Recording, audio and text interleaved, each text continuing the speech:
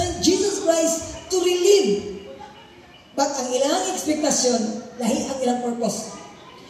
Nganong dali kayo sila nag-ingon o crucify Him? Is because kay ang purpose nila is different from the purpose of Jesus. Diba? Ang purpose ni Jesus is different. Ang ilang purpose is, Lord, tagain niyo leader.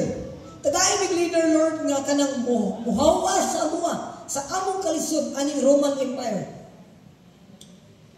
Iabot si Jesus. Wa man sila ga-expect. Kaya ang ilang gi-expect, moingon man si Jesus na, tara, uban mo na ko, atong kalabanon sila. Uban mo na ko, makibaka. Ano ba yung gusto? Ano ba na gusto? Makibaka. Mag-armas. Away na. Muna lang expectation. Kaya gusto nila i-overpower ang Roman Empire. Kawawi nag-hawid during the time. Maway na ang gobyerno. Pag-as kayo ng tax. Di sila kataong maayo. Pwede sila patyon nga walang legal basis. Listen kayo, mura sila explain. Nga, ang kining mga Jew, ikapoy naman sila may Muslim. During sa time sa katong Egypt, slave naman sila. Ingon nila, kinalig mo hindi Ginoo. Tagain naman leader. Sige, ipadala na ko si Yesu Cristo. Pagabot kay Yesu Cristo kay ingon man si God, kana si Yesu Cristo, kana ako ipadala, linya na ni David. Mga kadugo na ni David. Aga-expect sila nga pag-abot ni Yesu Cristo, full battle gear. Na ay shield, na ay 45, na ay kompleto. Expect niya kay pagsulod ni Jesus Christ dito. Husana in the highest, Husana in the highest. Manong ka sa kayo manaog. Di pagit kabayo ang isakyan. Kini manggumdan ki.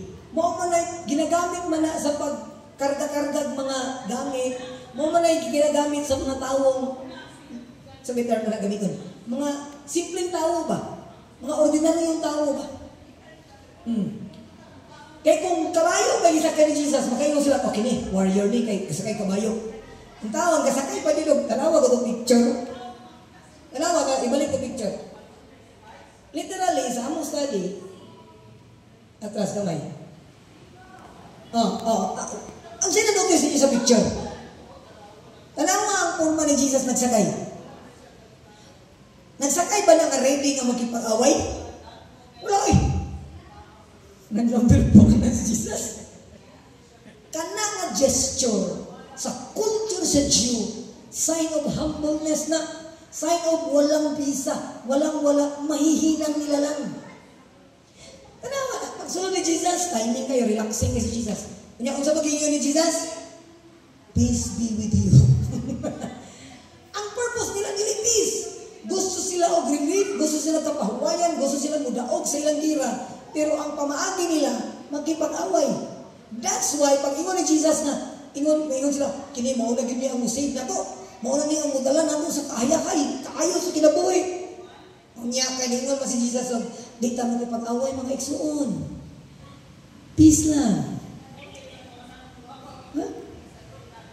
Wala nila nasabtan ng purpose. Abi nila, kuhaon sila sa kalisod. Pero ang buot pasabot ni Jesus, ganun niya ito siya doon. Wow, ason sila dili lang sa kalisod, kundi ang pinakalalong na problema sa ilang kinabuhi, which is ang sala.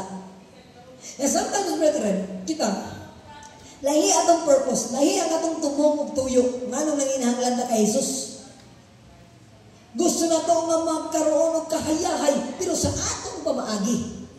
Kung inana nga ito ang pananaw, gusto na itong kapahawayan, gusto na itong panalangin, gusto na ito, pero sa atong pamaagi, that's why, kung dili maiko na ato ang panghuna-huna o ato ang purpose, moingon na rin tatli na kunin mo Ginoo. Tama ka rin? Amen? Wala na, hindi na mo agree. Huwag na ito matuguran. Sometimes, mura tagkining mga Hudyo ba? Nga gusto na ko, Lord, panalanginan mo. Gusto mo, Lord, mauni ang pamaagi. Pero kailangan ang pamaagi sa Ginoo. Moingon na ito, di na rin maayo. Wala na ilami. Maunang wala sila gilamian ni Jesus. Kaya ang ilang gusto, lain sa gusto ni Jesus. Gitambalan ni Jesus kung unsay ay mas lalong pa nga problema nila, which is ang kasalanan. And sometimes kita, is a reminder for us that we need to be reminded that